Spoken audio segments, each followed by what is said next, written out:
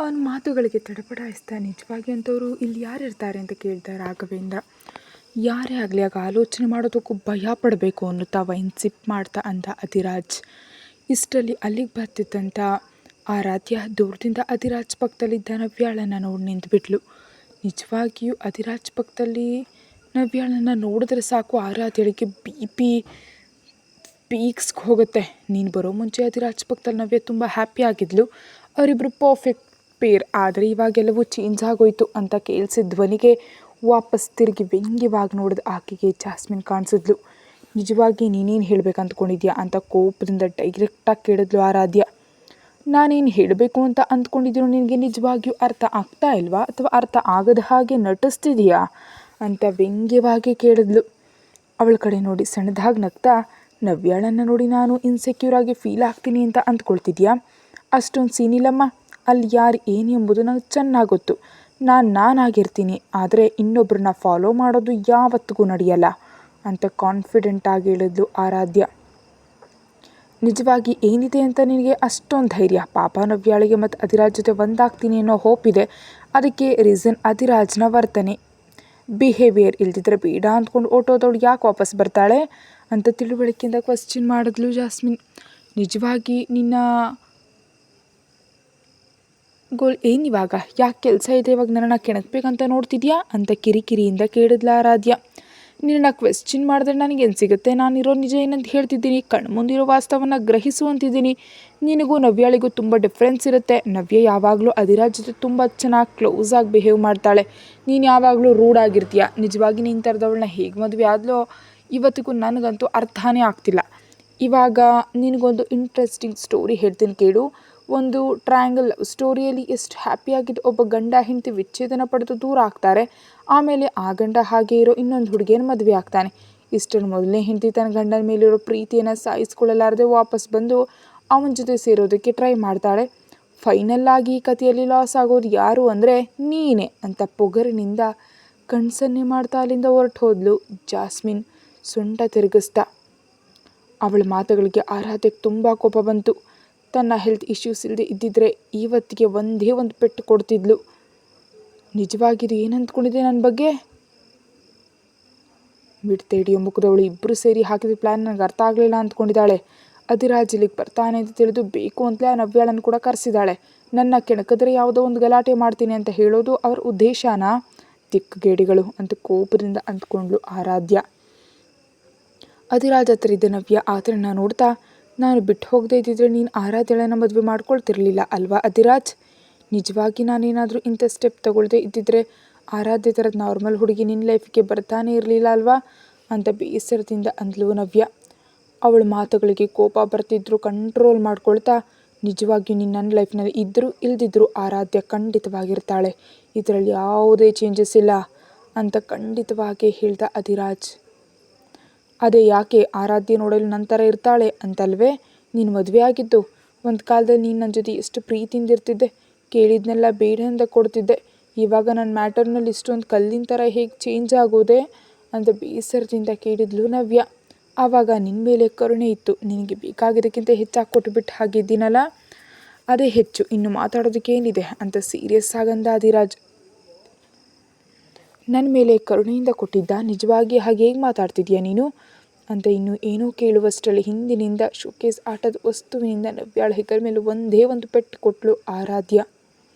ಆ ಪೆಟ್ಟಿಗೆ ಒಂದೇ ಬಾರಿ ಕೆಳಗೆ ಬಿದ್ಲು ನವ್ಯ. ತಕ್ಷಣ ದಾಸ್ ಕಡೆ ನೋಡ್ತಾ, ಈ ಹುಡುಗಿಯನ್ನು ಕರ್ಕೊಂಡೋಗಿ ಹೊರಗೆ ಬಿಸಾಕು ಫಸ್ಟ್ ಅಂತ ಆರ್ಡರ್ ಮಾಡಿದ್ಲು ಆರಾಧ್ಯ. ದಾಸ್ ತಕ್ಷಣ ಅಧಿರಾಜ್ ಕಡೆ ನೋಡಿದಾಗ ಆತ ಕರ್ಕೊಂಡು ಹೋಗು ಅನ್ನೋ ಕಣ್ ಸನ್ನೆ ಮಾಡಿದ್ರಿಂದ ತಕ್ಷಣ ಸೆಕ್ಯೂರಿಟಿ ಹೆಲ್ಪಿಂದ ಅಲ್ಲಿದ್ದ ನವ್ಯಾಳನ್ನು ಕರ್ಕೊಂಡು ಹೊರಟು ಹೋದರು. ಪಾರ್ಟಿಯಲ್ಲಿ ಸಿಚುಯೇಷನ್ ನೋಡಿದವರೆಲ್ಲ ಬಾಯಲ್ಲಿ ಮಾತು ಬರೆದ ಹಾಗೆ ಗೊಂಬೆ ಥರ ನಿಂತುಬಿಟ್ರು. ಆಮೇಲೆ ಆರಾಧ್ಯ ಡೈರೆಕ್ಟಾಗಿ ಅಧಿರಾಜ್ ಕಣ್ಣುಗಳನ್ನ ನೋಡ್ತಾ, ನಿನಗೆ ಹುಡುಗಿ ಬೇಕು ಅಂದ್ಕೊಂಡ್ರೆ ವಾಪಸ್ ಕರೆಸ್ಕೊಳ್ಬಹುದು ಅಂತ ಹೇಳಿದ್ಲು ಆರಾಧ್ಯ. ತಕ್ಷಣ ಆರಾಧ್ಯ ನಡುವಿನ ಸುತ್ತ ಕೈ ಹಾಕಿ ಏನು ಬೇಡ ಅನ್ನುತ್ತಾ ಅಲ್ಲಿಂದ ಹೊರಟು ಹೋದ ಅಧಿರಾಜ್. ಮರುದಿನ ಆಫೀಸ್ನಲ್ಲಿ ಡಾಕ್ಯುಮೆಂಟ್ಸ್ ನೋಡ್ತಿದ್ದ ಕೃಷ್ಣನಿಗೆ ಕಣ್ಣು ಮಸುಕಾಗ್ತಿರೋ ಹಾಗೆ ಅನ್ನಿಸ್ತು. ಬ್ರೀತಿಂಗ್ ಯಾವಾಗಲೂ ಇರೋ ಹಾಗೆ ನಾರ್ಮಲ್ ಆಗಿಲ್ಲ ಅಂತ ಅನ್ನಿಸ್ತು. ಯಾಕೋ ಕೆಲವು ದಿನಗಳಿಂದ ತನ್ನ ಹೆಲ್ತ್ನಲ್ಲಿ ಏನೋ ಚೇಂಜ್ ಇದೆ ಅಂತ ಅಬ್ಸರ್ವ್ ಮಾಡ್ದ. ಮನೆಗೆ ಹೋಗೋದಕ್ಕೆ ಹೊರಗಡೆ ಬಂದ ಅವನಿಗೆ ಹೆಲೋ ಮಿಸ್ಟರ್ ಕೃಷ್ಣ, ಹೇಗಿದ್ದೀರಾ ಅಂತ ವಿಶ್ ಮಾಡಿದ್ಲು ಆರಾಧ್ಯ. ಇದು ಸ್ವಲ್ಪ ಹೆಚ್ಚಾದಾಗಿದೆ ಇಲ್ವಾ ಅಂತ ತನ್ನ ಹಣೆ ಗಂಟು ಹಾಕ್ತಾ ಕೃಷ್ಣ. ಅದೇನು ಸರ್, ಎಷ್ಟಾದರೂ ನೀವು ನಮ್ಮ ಓನರ್ ಅಲ್ವಾ, ಮರ್ಯಾದೆ ಕೊಡ್ಬೇಕು ತಾನೇ ಅಂತ ತುಂಟತನದಿಂದ ನಕ್ಕದ್ಲು ಆರಾಧ್ಯ. ಇಡ್ಯಟ್ ಅಂತ ತಲೆ ಮೇಲೆ ಹೊಡೆದು, ಅತ್ತಿ ಸಾಕ್ಬಿಡು, ರಾತ್ರಿ ಡಿನ್ನರ್ ಮಾಡೋದಕ್ಕೆ ಮನೆಗೆ ಬಾ ಅಂತ ಕರೆದ ಕೃಷ್ಣ. ಯಾಕೆ ಅಂತ ಕ್ವಶನ್ ಮಾರ್ಕ್ ಫೇಸ್ ಹಾಕೊಂಡು ಕೇಳಿದ ಅವಳನ್ನ ಕೋಪದಿಂದ ನೋಡ್ತಾ, ನಿನ್ನ ಮನೆಗೆ ನೀನು ಬರೋದಕ್ಕೂ ಕೂಡ ಕಷ್ಟ ಆಗ್ತಿದ್ಯಾ ಅಂತ ಕೇಳಿದ ಕೃಷ್ಣ. ಅಯ್ಯೋ ಯಾಕಷ್ಟು ಕೋಪ ಅಪ್ಪ, ಬರ್ತೀನಿ ಬಿಡು, ನೀವು ಮುಂಚೆ ಕಾರ್ ಹತ್ತಿ, ನಾನು ಜಸ್ಟ್ 5 ಮಿನಿಟ್ಸ್ನಲ್ಲಿ ಬಂದುಬಿಡ್ತೀನಿ ಅಂತ ಹೇಳಿ ಅಧಿರಾಜ್ಗೆ ಕಾಲ್ ಮಾಡಿದ್ಲು ಆರಾಧ್ಯ.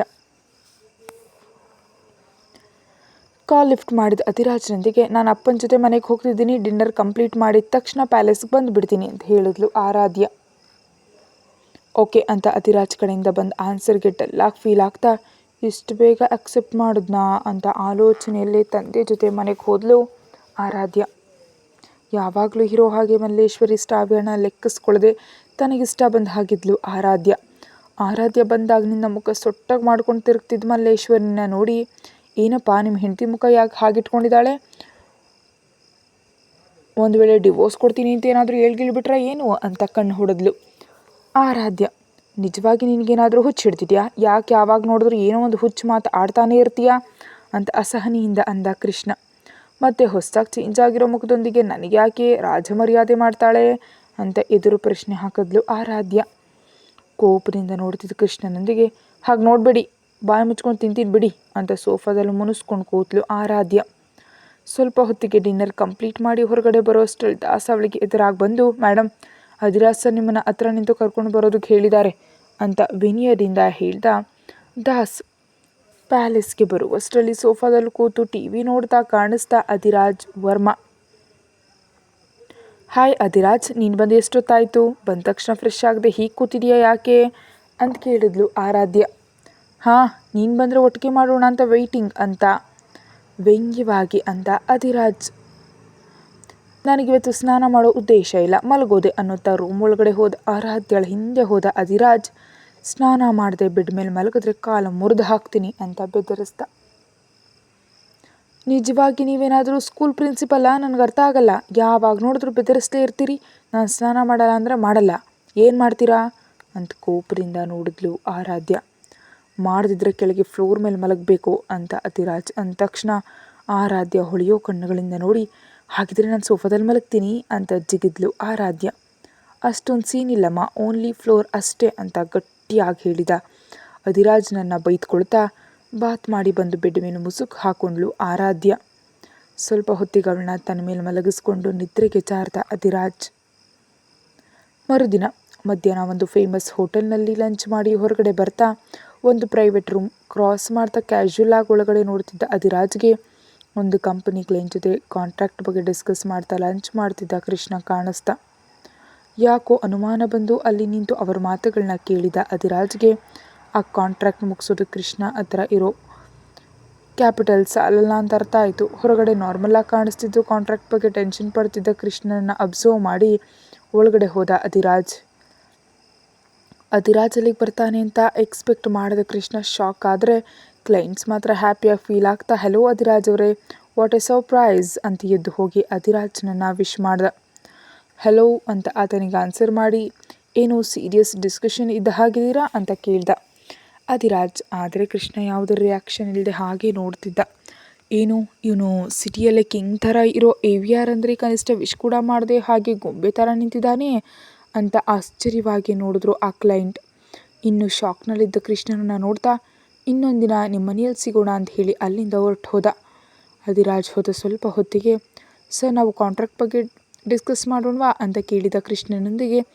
ಇನ್ನು ಡಿಸ್ಕಸ್ ಮಾಡೋದು ಏನಿದೆ, ಡೈರೆಕ್ಟ್ ಸೈನ್ ಮಾಡೋದೆ. ಅಧಿರಾಜ್ ತರ್ದವ್ರ ಜೊತೆ ನಿಮಗೆ ಕ್ಲೋಸ್ ರಿಲೇಷನ್ ಇದೆ ಅಂದರೆ ನಿಮ್ಮ ಬ್ಯಾಕ್ಗ್ರೌಂಡ್ ಎಷ್ಟು ಸ್ಟ್ರಾಂಗ್ ಅನ್ನೋದನ್ನು ನಾನು ಅರ್ಥ ಮಾಡ್ಕೊಳ್ಬಲ್ಲೆ ಅಂತ ನಗ್ತಾ ಅಂದ ಆ ಕ್ಲೈಂಟ್. ಅಧಿರಾಜ್ ಆಗಮನದಿಂದ ಅಸಾಧ್ಯವಾದ ಕಾಂಟ್ರಾಕ್ಟ್ ಕೂಡ ಈಸಿಯಾಗಿ ಬಂದಿದ್ದರಿಂದ ಅದಕ್ಕಾಗಿಯೇ ಆತ ಸ್ಪೆಷಲ್ಲಾಗಿ ಒಳಗಡೆ ಬಂದ ಅಂತ ಆಶ್ಚರ್ಯವಾಗಿ ಅಂದ್ಕೊಂಡ ಕೃಷ್ಣ. ಅದೇ ದಿನ ಅರ್ಧರಾತ್ರಿಗೆ ಯಾಕೋ ನಿದ್ರೆಯಲ್ಲಿ ಎಚ್ಚರಗೊಂಡು ಕೃಷ್ಣ ಮೇಲೆ ಕೇಳ್ತಿದ್ದಂತೆ ಕಣ್ ತಿರುಗಿ ಕೆಳಗೆ ಬಿದ್ದು ಹೋದ. ಆಗಲೇ ಆತನ ಕೈ ತಗಲಿ ಟೇಬಲ್ ಮೇಲಿದ್ದ ಗ್ಲಾಸ್ ಕೂಡ ಕೆಳಗೆ ಬಿದ್ದು ದೊಡ್ಡದಾಗಿ ಸೌಂಡ್ ಬಂದಿದ್ದರಿಂದ ಎಚ್ಚರಗೊಂಡು ಮಲ್ಲೇಶ್ವರಿ ಕೆಳಗೆ ಫ್ಲೋರ್ ಮೇಲೆ ಅರಪ್ರಜ್ಞಾವಸ್ಥೆಯಲ್ಲಿದ್ದ ಗಂಡನನ್ನು ನೋಡಿ ಕಂಗಾಲಾಗ ಹತ್ರ ಬಂದು ಏನ್ರೀ ರೀ ಅಂತ ಆತನ ಕೆನ್ನೆ ಮೇಲೆ ತಡ್ತಾ ಕಂಗಾಲಾಗಿ ಎಬ್ಸೋದಕ್ಕೆ ಟ್ರೈ ಮಾಡಿದ್ಲು.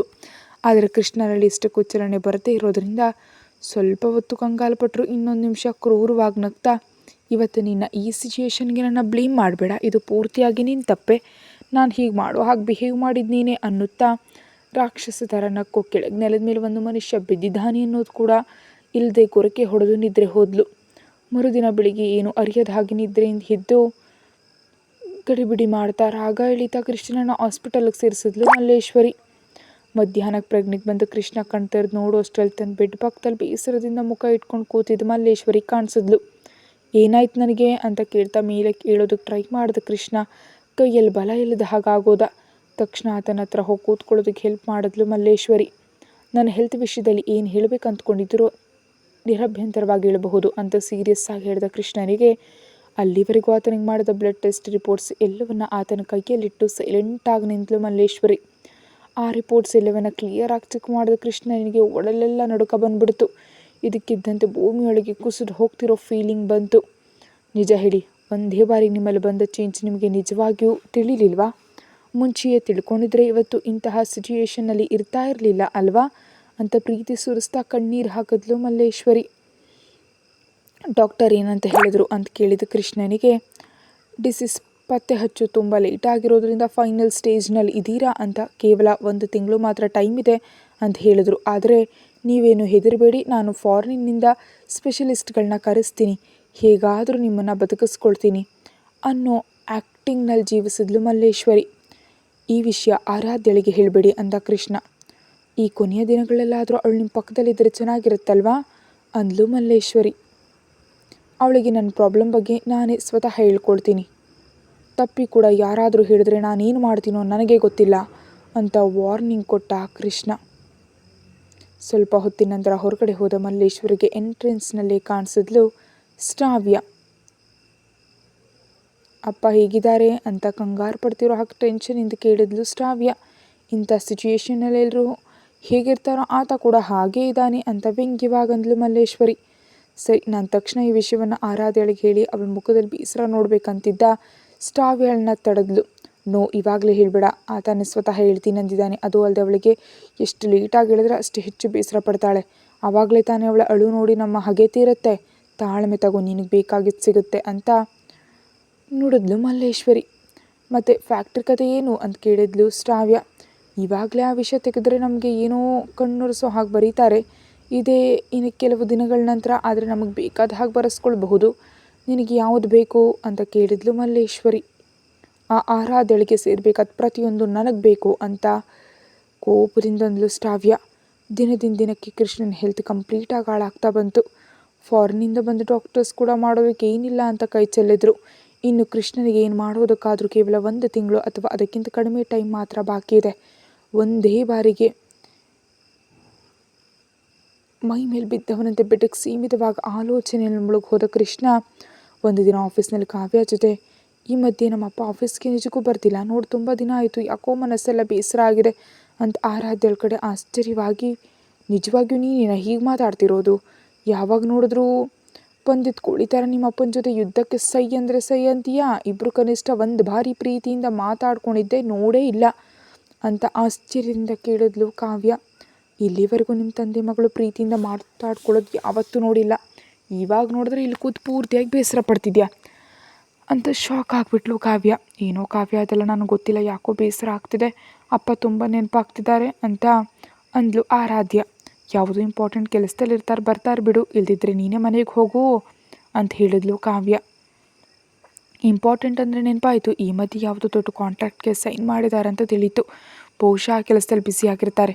ಆದರೂ ಈ ಟಾಪಿಕ್ ಮಾತಾಡಿದ ಪ್ರತಿಯೊಂದು ಬಾರಿಯೂ ನಮ್ಮಪ್ಪ ನನ್ನ ಹಿಂದೆ ನಿಂತು ಕೇಳಿಸ್ಕೊಂಡು ಬೈದು ಹೋಗ್ತಿದ್ದ ಅಲ್ವಾ, ಇವಾಗ ಕೂಡ ನನ್ನ ಹಿಂದೆ ಇದ್ದಾರೇನೋ ಅಂತ ತಿರುಗಿದ ಆರಾಧ್ಯಳಿಗೆ ನಿರಾಸೆಯೇ ಉಳಿಯಿತು. ಯಾಕೋ ಆರಾಧ್ಯ ಆಗಿರೋದನ್ನು ಕಾವ್ಯಳಿಗೆ ನೋಡೋದಕ್ಕಾಗಲಿಲ್ಲ. ಅವಳನ್ನ ಡೈವರ್ಟ್ ಮಾಡೋದಕ್ಕೆ ಕಾಲೇಜ್ನಲ್ಲಿ ಅವರು ಮಾಡ್ತಿದ್ದ ಕೋತಿ ಚೇಷ್ಟೆಗಳನ್ನೆಲ್ಲ ನೆನಪು ಮಾಡಿ ನಗಿಸಿದ್ಲು ಕಾವ್ಯ. ಇಷ್ಟರಲ್ಲಿ ಕೃಷ್ಣ ಅವರು ಕಂಪ್ನಿ ಕಡೆಯೇ ಬರ್ತಿಲ್ಲ. ಈ ಮಧ್ಯೆ ಮಲ್ಲೇಶ್ವರಿ ಅವರು ಎಲ್ಲವನ್ನ ಡೀಲ್ ಮಾಡ್ತಾ ಇದ್ದಾರೆ ಅಂತ ಮಾತಾಡ್ಕೊಳ್ತಿದ್ದ ಫ್ಯೂನ್ ಮಾತುಗಳನ್ನ ಕೇಳಿ ಶಾಕ್ ಆಗ್ತಾನೆ ನೇರವಾಗಿ ಮಲ್ಲೇಶ್ವರಿ ರೂಮ್ಗೆ ಹೋಗಿ ತಂದೆ ಬಗ್ಗೆ ಕೇಳಿದ್ಲು.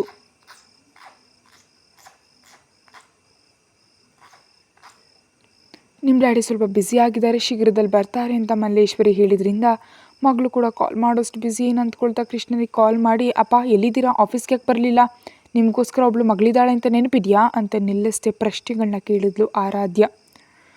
ಆ ಬಾಯಿಗೆ ಸ್ವಲ್ಪ ಬ್ರೇಕ್ ಕೊಟ್ಟರೆ ನಾನು ಮಾತಾಡ್ತೀನಿ ಅಂತ ಕೃಷ್ಣ ಬೇಸರದಿಂದ ಅಂದಿದ್ರಿಂದ ಹೇಳಿ ಕೇಳ್ತೀನಿ ಅಂತ ಸೈಲೆಂಟ್ ಆದ್ಲು ಆರಾಧ್ಯ. ನಾನು ಬಿಸ್ನೆಸ್ ಟ್ರಿಪ್ಪಿಗೆ ಬಂದೇ ಬರೋದಕ್ಕೆ ಟೈಮ್ ತಗಲುತ್ತೆ, ನೀನು ಜಾಗೃತಿ ಆಗಿರು ಅಂತ ಕೃಷ್ಣನೊಂದಿಗೆ ಯಾವಾಗ ಬರ್ತೀರಾ ಅಂತ ಬೇಸರದಿಂದ ಕೇಳಿದ್ಲು ಆರಾಧ್ಯ. ಆ ಮಾತುಗಳಿಗೆ ಕೃಷ್ಣನ ಮನಸ್ಸು ಭಾರವಾಗೋಯ್ತು. ಮಗಳು ಹಾಗೆ ಕೇಳ್ತಿದ್ದರೆ ಏನಂತ ಆನ್ಸರ್ ಮಾಡಬೇಕು ತಿಳಿದೆ. ನಿಜವಾಗಿ ವಾಪಸ್ ಬರ್ತೀನೋ ಇಲ್ವೋ ಗೊತ್ತಿಲ್ಲದ ಪರಿಸ್ಥಿತಿಯಲ್ಲಿ ಇರೋದಕ್ಕೆ ತನ್ನ ಮೇಲೆ ತಾನೇ ಕರುಣೆ ಪಟ್ಕೊಂಡು, ಅಪ್ಪ ಯಾಕೇನು ಮಾತಾಡ್ತಿಲ್ಲ ಅಂತ ಫೋನಲ್ಲಿ ಕೂಗ್ತಿದ್ದ ಆರಾಧ್ಯಳಿಗೆ ನಾರ್ಮಲ್ ಆಗಿ 2 ದಿನಗಳಲ್ಲಿ ಬರ್ತೀನಿ ಅಂತ ಹೇಳ್ದ. ಆರಾಧ್ಯ ಜೊತೆ ಮಾತಾಡೋ ಮೊಬೈಲನ್ನು ಸೈಡ್ ಟೇಬಲ್ ಮೇಲೆ ಇಡೋದಕ್ಕೆ ಹೋಗಿ ಒಂದೇ ಬಾರಿ ಹಿಡಿತ ಕಳ್ಕೊಂಡಿದ್ದ ಕೈಯಿಂದ ಜಾರ್ ಕೆಳಗೆ ಬಿದ್ದು ಹೋಯಿತು. ತುಂಬ ಹೊತ್ತು ಕೆಳಗೆ ಬಾಗಿ ಮೊಬೈಲ್ ತೆಗೆಯೋದಕ್ಕೆ ಪ್ರಯತ್ನಿಸಿದ ಕೃಷ್ಣ ಬ್ಯಾಲೆನ್ಸ್ ತಪ್ಪಿ ನೆಲದ ಮೇಲೆ ಬಿದ್ದು ಹೋದ. ಸ್ವಲ್ಪ ಹೊತ್ತಿಗೆ ಸುಧಾರಿಸ್ಕೊಂಡು ಮೇಲಕ್ಕೆದ್ದು ಬೆಡ್ ಅಂಚಿನಲ್ಲಿ ನಿಂತು ಡೆಸ್ಕ್ನಲ್ಲಿದ್ದ ಫೋಟೋ ಹೊರಗಡೆ ತೆಗೆದು ಅದರಲ್ಲಿರೋ ವ್ಯಕ್ತಿಗಳನ್ನ ಸವರ್ತ ಕಣ್ಣೀರು ಹಾಕ್ತಾ. ಆ ಫೋಟೋದಲ್ಲಿ ತಾನು, ತನ್ನ ಮೊದಲನೇ ಹೆಂಡತಿಯವರ ಪ್ರೀತಿಗೆ ಪ್ರತಿರೂಪವಾದ ಆರಾಧ್ಯ ಸಂತೋಷವಾಗಿ ನಗ್ತಿದ್ರು. ಜೀವನದಲ್ಲಿ ಬೆಳಿಬೇಕಂತ ಕೆರಿಯರ್ ಮೇಲೆ ದೃಷ್ಟಿ ಇಟ್ಟು ಪ್ರತಿಯೊಂದು ದಿನ ಓಡ್ತಾ ನಿನ್ನ ಮೇಲೆ ನನಗಿದ್ದ ಪ್ರೀತಿನ ಇಗ್ನೋರ್ ಮಾಡಿದೆ, ಏನು ಕಳ್ಕೊಂಡೆ ಅಂತ ತಿಳಿಯೋಷ್ಟೇ ಲೇಟ್ ಆಗೋಯ್ತು ಅಂತ ಬೇಸರದಿಂದ ಅಂದ್ಕೊಂಡ ಕೃಷ್ಣ. ಇಷ್ಟರಲ್ಲಿ ರೂಮ್ ಡೋರ್ ಓಪನ್ ಆಗ್ತಿರೋ ಸೌಂಡ್ ಬಂದಿದ್ದರಿಂದ ಕಂಗಾಲಾಗಿ ಆ ಫೋಟೋ ಫ್ರೇಮನ್ನು ಪಿಲ್ಲೋ ಕೆಳಗೆ ಬಚ್ಚಿಟ್ಟು ಸೈಲೆಂಟಾಗಿ ಕೂತು ಕೃಷ್ಣನ ಹತ್ರ ಬಂದು ಮೆಡಿಸಿನ್ ಕೊಟ್ಟು ಹೊರಟು ಹೋದ್ಲು ಮಲ್ಲೇಶ್ವರಿ. ಆ ಮೆಡಿಸಿನ್ ತನ್ನ ಹೆಲ್ತ್ ಪ್ರಾಬ್ಲಮನ್ನು ಕಡಿಮೆ ಮಾಡೋದಲ್ಲ, ಆದರೆ ನೋವಿನಿಂದ ಸ್ವಲ್ಪ ರಿಲೀಫ್ ಕೊಡುತ್ತೆ ಅಷ್ಟೇ. ಪ್ಯಾಲೇಸ್ನಲ್ಲಿ ಸೀರಿಯಸ್ ಆಗಿ ವರ್ಕ್ ಮಾಡ್ತಿದ್ದ ಅಧಿರಾಜ್ ಹತ್ರ ಬುಕ್ಸ್ ಹಿಡ್ಕೊಂಡು ಓಡಿ ಬಂದ್ಲು ಆರಾಧ್ಯ. ಏನಾಯಿತು, ಯಾಕೆ ಅಷ್ಟೊಂದು ಕಂಗಾಲು ಪಡ್ತಿದ್ಯಾ ಅಂತ ಕೇಳಿದ ಅಧಿರಾಜ್ನೊಂದಿಗೆ. ಪ್ಲೀಸ್ ನನ್ನ ವರ್ಕ್ ಮಾಡ್ಕೊಡೋದಕ್ಕೆ ಸ್ವಲ್ಪ ಹೆಲ್ಪ್ ಮಾಡಲ್ವಾ ಅಂತ ಮುದ್ದಾಗಿ ಕೇಳಿದ್ಲು ಆರಾಧ್ಯ. ಎಕ್ಸಾಮ್ ಆದರೂ ನೀನು ಬರೀತೀಯಾ, ಅದು ಕೂಡ ನಾನೇ ಬರೀಬೇಕಾ ಅಂತ ಕನಸನ್ನೇ ಮಾಡ್ದ ಅಧಿರಾಜ್. ಅಬ್ಬಾ ಅಷ್ಟೊಂದು ವ್ಯಂಗ್ಯ ಬೇಡ ಬಿಡಿ, ಅದು ಮಾತ್ರ ನಾನೇ ಬರೀತೀನಿ, ಏನೋ ಫಿಂಗರ್ಸ್ ಪೇಯ್ನ್ ಬರ್ತಿದೆ ಅಂತ ಹೆಲ್ಪ್ ಕೇಳಿದೆ ಅಂತ ಮೂತಿ ತಿರುಗಿಸಿದ್ಲು ಆರಾಧ್ಯ. ಓಕೆ, ಆದರೆ ಸ್ವಲ್ಪ ಖರ್ಚಾಗುತ್ತೆ ಅಂತ ಅಧಿರಾಜ್ನೊಂದಿಗೆ. ವೈಫ್ಗೆ ಹೆಲ್ಪ್ ಮಾಡೋದು ಕೂಡ ಲಂಚ ಕೇಳೋರನ್ನ ನಿಮ್ಮನ್ನು ನೋಡ್ತಿದ್ದೀನಿ ಅಂತ ನೀರಸವಾಗಿ ಅಂದ್ಲು ಆರಾಧ್ಯ. ನಾನೊಬ್ಬ ಬಿಸ್ನೆಸ್ ಮ್ಯಾನ್ ಅಮ್ಮ, ಲಾಭ ಇಲ್ಲದೆ ಯಾವುದನ್ನು ಮಾಡಲ್ಲ, ಹೇಳೇನು ಕೊಡ್ತೀಯಾ ಅಂತ ನೇರವಾಗಿ ಕೇಳ್ತಾ ಅಧಿರಾಜ್. ಅಬ್ಬ ಪ್ಲೀಸ್ ಮಾಡಿ, ಉಳಿದ ವಿಷಯ ಆಮೇಲೆ ನೋಡ್ಕೊಳ್ಳೋಣ ಅಂತ ಬುಕ್ಸನ್ನು ಅಧಿರಾಜ್ ಮುಖದ ಮುಂದೆ ಹಾಕಿ ಗೇಮ್ಸ್ ಆಡೋದಕ್ಕೆ ಸೋಫಾ ಮೇಲೆ ಕೂತ್ಲು ಆರಾಧ್ಯ. ದೇವ್ರೆ, ಟೀನೇಜ್ ಹುಡುಗಿಯನ್ನ ಮದುವೆ ಆದರೆ ಇಂಥ ಕಷ್ಟಗಳೇ ಬರುತ್ತವೆ ಅಂತ ಅನುಭವಕ್ಕೆ ಬರೋವರೆಗೂ ತಿಳಿಯಲ್ಲ ಅಂತ ನಿಟ್ಟುಸಿರು ಬಿಟ್ಟು ವರ್ಕ್ ಮಾಡೋದ್ರಲ್ಲಿ ಮುಳುಗಿ ಹೋದ ಅಧಿರಾಜ್. ಆ ಸೀನ್ ನೋಡಿದ ಆರಾಧ್ಯ ಪ್ರೌಡಾಗಿ ಫೀಲ್ ಆಗ್ತಾ, ಏನೇ ಇರಲಿ ಸಿಂಹದ ಕೈಯಲ್ಲಿ ಹೋಮ್ವರ್ಕ್ ಮಾಡಿಸ್ತಿರೋ ಚಿಟ್ಟೆ ಇಲ್ಲಿ ನಾನು ಅಂತ ಗಿನ್ನಿಸ್ ರೆಕಾರ್ಡ್ ಸೇರ್ತೀಯಾ ಆರಾಧ್ಯ ಅಂತ ತನ್ನಂತಾನು ಅಪ್ರಿಷಿಯೇಟ್ ಮಾಡ್ಕೊಳ್ತಿದ್ದ ಆರಾಧ್ಯಳಿಗೆ ಹಣೆಗೆ ಪೆಟ್ಟು ಬೀಳೋ ಹಾಗೆ ಅಧಿರಾಜ್ ಇಷ್ಟ ಪೆನ್ ಬಡೀತು. ಏನು ಅಧಿರಾಜ್ ಯಾಕೆ ಸದ್ರಿ ಅಂತ ಕೂಗ್ತಿದ್ದ ಆರಾಧ್ಯ ಕಡೆ ಕೋಪದಿಂದ ನೋಡ್ತಾ, ನಿನ್ನ ವರ್ಕ್ ನಾನು ಮಾಡ್ತಿದ್ರೆ ನೀನು ಗೇಮ್ಸ್ ಆಡ್ತೀಯಾ, ಬಾಯಿ ಮುಚ್ಕೊಂಡು ಬುಕ್ಸ್ ತೆಗೆದು ಓದು, ಟಾಪಿಕ್ ಕೇಳೋಕೆ ಸಣ್ಣ ತಪ್ಪು ಹೇಳಿದ್ರು ಪನಿಷ್ಮೆಂಟ್ ಇರುತ್ತೆ ಅಂತ ವಾರ್ನಿಂಗ್ ಕೊಟ್ಟ ಅಧಿರಾಜ್. ಎಲ್ಲ ನನ್ನ ಕರ್ಮ. ಆರಾಧ್ಯ ಗುಣಗ್ತಾ, ಬೀಸ್ಟ್ ಕಮ್ ಪ್ರಿನ್ಸಿಪಲ್ನ ಮದುವೆ ಆಗಿದ್ದೀನಿ, ಏನು ಮಾಡೋದಕ್ಕಾಗಲ್ಲ, ಬರೆಸಲೇಬೇಕಂತ ಹೊರಗಡೆ ಅಂದರೆ ಅಧಿರಾಜ್ ಏನು ಮಾಡ್ತಾನೋ ಗೊತ್ತು ತಾನೆ. ಅದಕ್ಕೆ ಬಾಯೊಳಗೆ ಗುಣಗ್ತಾ ಟಾಪಿಕ್ ಓದೋದಕ್ಕೆ ಸ್ಟಾರ್ಟ್ ಮಾಡಿದ್ಲು. ಸ್ವಲ್ಪ ಹೊತ್ತಿಗೆ ಬೋರ್ ಹೊಡೆದ್ರಿಂದ ಕೈಗಿದ್ದ ರಿಂಗ್ ತೆಗೆಯೋದಕ್ಕೆ ಟ್ರೈ ಮಾಡಿದ್ಲು ಆರಾಧ್ಯ. ಎಷ್ಟು ಬಾರಿ ಟ್ರೈ ಮಾಡಿದ್ರೂ ಇಂಚು ಕೂಡ ಕದಲ್ದೆ ಅಡ್ಡದಿಡ್ಡ ಆ್ಯಂಗಲ್ಸ್ನಲ್ಲಿ ಉರುಳ್ತಾ ಕೆಳಗೆ ಮೇಲೆ ಬೀಳ್ತಾ ರಿಂಗ್ ತೆಗೆಯೋದಕ್ಕೆ ಕಸರತ್ತು ಮಾಡ್ತಿದ್ದ ಆರಾಧ್ಯಳಿಗೆ ತನ್ನ ಕಡೆ ತೀಕ್ಷ್ಣವಾಗಿ ನೋಡ್ತಿದ್ದ ಅಧಿರಾಜನ್ನ ನೋಡಿ ಟಕ್ಕನೆ ನಿಂತು ಹೋದ್ಲು. ಅಂದರೆ ಅಧಿರಾಜದು ಆ ಫಿಂಗರ್ ತುರಿಕೆ ಬರ್ತಿದೆ ಅಂತ ನಕ್ಕದ್ಲು ಆರಾಧ್ಯ. ಅವಳ ಚೇಷ್ಟೆಗಳಿಗೆ ನಗು ಬರ್ತಿದ್ರು. ಹೊರಗಡೆ ಮುಖ ಸೀರಿಯಸ್ ಆಗಿಟ್ಕೊಂಡು, ನೀನು ಎಷ್ಟು ಕಷ್ಟಪಟ್ಟರು ಆ ರಿಂಗ್ ಬರಲ್ಲ ಅಂತ ಹೇಳ್ದ. ಯಾಕೆ ಅಂತ ದೆವ್ವದ ಮುಖ ಹಾಕ್ಕೊಂಡು ಆರಾಧ್ಯಳನ್ನ ನೋಡ್ತಾ, ನನ್ನ ಮಾಯಿ ಮಂತ್ರಗಳಿಂದ ಲಾಕ್ ಮಾಡಿದ್ದೀನಿ, ಆ ರಿಂಗ್ ಬ್ಯಾಕ್ ಸೈಡ್ ನಿನ್ನ ಸ್ಪರ್ಶ ತಗುಲೋವರೆಗೂ ನೀನನ್ನು ಅಂಟ್ಕೊಂಡೇ ಇರುತ್ತೆ ಅಂತಂದ ಅಧಿರಾಜ್. ಕತೆ ಮುಂದುವರಿಯುತ್ತೆ. Thank you.